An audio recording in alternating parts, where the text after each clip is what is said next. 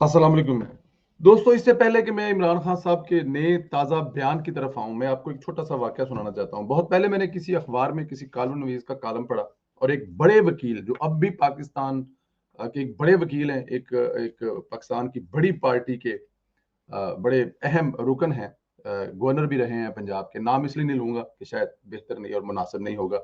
वो किसी अदालत में पेश हुए और जब वो अदालत में पेश हुए तो जज साहब उनके एहतराम में खड़े हो गए या उन्होंने उनको बड़े एहतराम से सलाम किया और उनसे पूछा कि सर आप कैसे हैं। शायद खड़े नहीं हुए या खड़े हुए, अब मैं अच्छी तरह से मुझे याद नहीं है, काफी देर पहले मैंने पढ़ा था। इज्जत और एहतराम दी और कहा जी सर फरमाइए कैसे आना हुआ। उन्होंने कहा जी मेरा ये मुवक्किल है तो इसकी जमानत के लिए मैं हाजिर हुआ हूँ। तो उन्होंने कहा जी ठीक है जी, आप तशरीफ लाए हैं तो कोई बात नहीं, आप बैठे, आप ले जाएं जी, बस ठीक है। उन्होंने कहा जी नहीं नहीं ऐसे नहीं लेके जाऊंगा, मैं बकायदा दलाल दलाइल दूंगा जी, आप लोग इनको रोक ही नहीं सकते। उन्होंने कहा सर हम तो आपको कह रहे हैं। नहीं जी नहीं बिल्कुल ठीक है, लेकिन मैं दलाइल दूंगा जी, दलाइल से साबित करूंगा कि आप ये बड़ी ज्यादती कर रहे हैं मेरे मुवक्किल के साथ, आगे फिर उसके बाद लेके जाऊंगा। उन्होंने कहा ठीक है जी, नहीं तो फिर ना सही, कोई गल नहीं, दो दलाइल।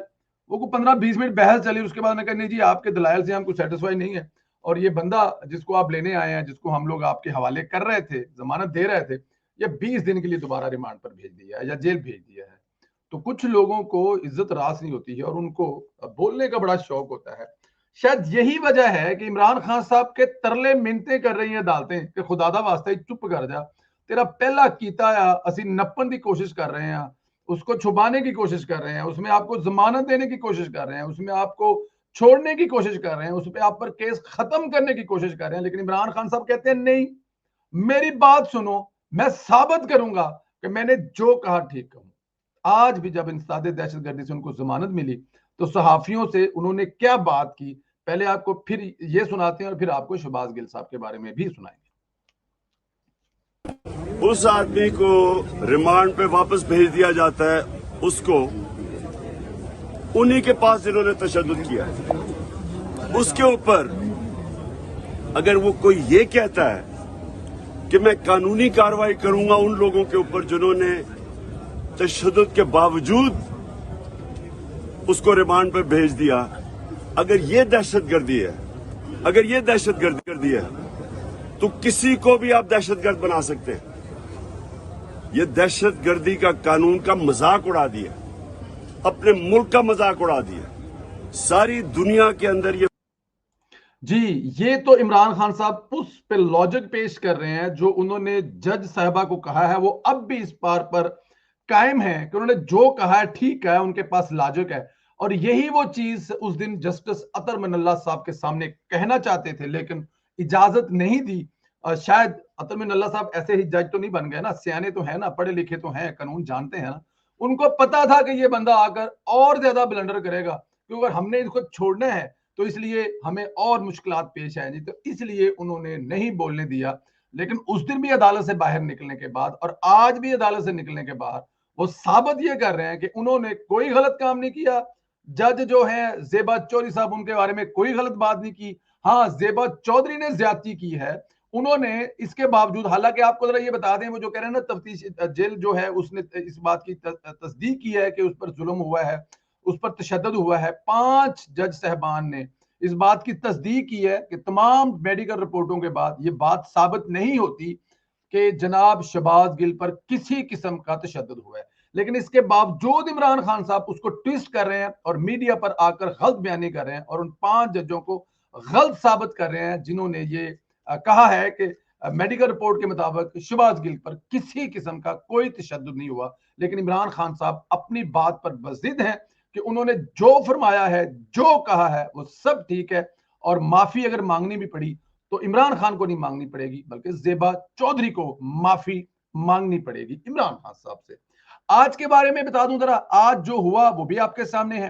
वो इंसदाद दहशतगर्दी की अदालत में पेश हुए, वहां पर जो तफ्तीश करने वाले हैं, जो जेआईटी के रुकन है, उन्होंने अदालत से कहा कि जनाब हम इमरान खान से बारहा तौर पर राब्ता कर चुके हैं लेकिन ये हमें वक्त नहीं देते और ना ही हमारे बुलाने पर ये आते हैं।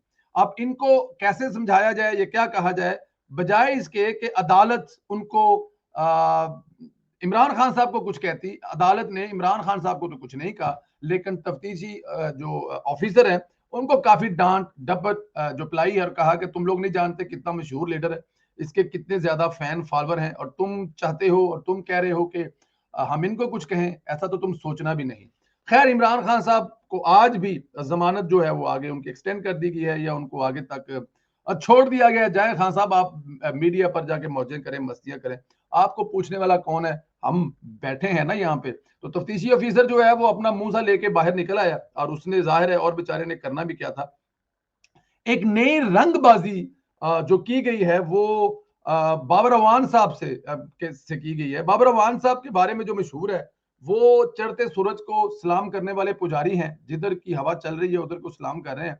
और मुझे लगता है कि इमरान खान साहब को डबोने के लिए साथ रखा हुआ है उन्होंने, कि इमरान खान साहब को डबोना है तुमने। उसके अलावा और उसका तो मेरे ख्याल में इमरान खान का कुछ लोगों का, फवाद चौधरी, बाबर अवान साहब कह रहे हैं जी कि जब इनको तफ्तीशी बुला रहे हैं थाने में, तो थाने में इमरान खान को बुलाकर वहां पर मार दिया जाएगा। ये वो रंगबाजी कर रहे हैं कि इमरान खान साहब, जिसकी इस वक्त सिक्योरिटी पर 2 से 2.5-3 करोड़ रुपए महीने का खर्चा आ रहा है, 100 की तादाद में उनके साथ सिक्योरिटी एहलकार हैं, और जब वो थाने जाएंगे तफ्तीश के लिए तो उनको मार दिया जाएगा। और अगर ऐसी बात है कि उनको मार दिया जाएगा, तो फिर किसी जलसे जुलूस में भी तो ये हरकत की जा सकती है। हुकूमत तफ्तीशी JIT थाने बुलाएं और वहां पे इमरान खान साहब को मार दें, इससे बड़ी और रंगबाजी क्या हो सकती है? जलसे जुलूस में इमरान खान साहब जा सकते हैं, ये तमाम चीजें हैं। और दूसरी तरफ वो ये भी कह रहे हैं कि हम कानून का एहतराम करते हैं। मेरे ख्याल में इन अदालतों का भी इम्तिहान है इस वक्त, कि अगर इमरान खान साहब यहाँ पर जो हमेशा इस्लामी टच और इस्लामी मिसालें दिया करते हैं, हाथ काटने से लेकर पता नहीं क्या क्या, हम तो वो दे भी नहीं सकते। यहाँ पर अदालतों का भी इम्तिहान है कि इमरान खान साहब जैसे ताकतवर लोग अपने चेहरे की वजह से या अपनी फैन फॉलोइंग से कानून से बच जाते हैं, तो ये इस मुल्क के लोगों के साथ, इस मुल्क की आवाम के साथ बहुत बड़ी ज्यादती होगी। कानून से लोगों का एतमाद उठ जाएगा, इंसाफ होता हुआ अगर नजर नहीं आएगा। यहाँ पर 3 वक्त के प्राइम मिनिस्टर को सिर्फ इस बात पर वजारत आला और पार्टी की क्यादत से हटा दिया जाता है कि उन्होंने अपने बेटे से वो तनख्वाह नहीं ली जो उनकी तरफ ड्यू थी, और बताया नहीं है। इस वजह से तो वहां पर इमरान खान साहब हर रोज एक नया ब्लंडर, एक नई धमकी, और वो अब भी इस बात पर कायम है, अदालत उनको बार बार वक्त दे रही है कि खुदा के वास्ते माफी मांग लो, लेकिन इमरान खान साहब अब भी माफी मांगने के लिए तैयार नहीं है, बल्कि वो अपने वो साबित करने की कोशिश कर रहे हैं कि उन्होंने जो कहा है ठीक कहा है, क्योंकि उस जज ने दोबारा रिमांड पर भेज दिया या उन लोगों के हवाले कर दिया जिन लोगों ने उस पर जुल्म किया, इसलिए उन्होंने धमकी दी, जो कि बिल्कुल जायज है। मेरे ख्याल है पाकिस्तान में ऐसे हजारों वाकयात होते हैं, हजारों मुलजमों को दोबारा हवाले किया जाता है, लेकिन इस तरह की धमकियां कोई नहीं दे रहा। लेकिन क्योंकि इमरान खान साहब है, वो कुछ भी कर सकते हैं। जहां तक ताल्लुक शहबाज गिल साहब का है, मेरे ख्याल में वो हिस्ट्री बन चुके हैं। आहिस्ता आहिस्ता PTI भी उनको भूल गई है, PTI के वर्कर भी उनको भूल गए हैं, और उनकी भी आज सुनवाई थी जो कि अगली 22 सितंबर तक के लिए मुलतवी कर दी गई है। वो भी आने वाले वक्तों में मेरे ख्याल में आपको सिर्फ कभी कभार किसी कहानी में, किसी ट्वीट में या किसी सोशल मीडिया पर मिलेंगे।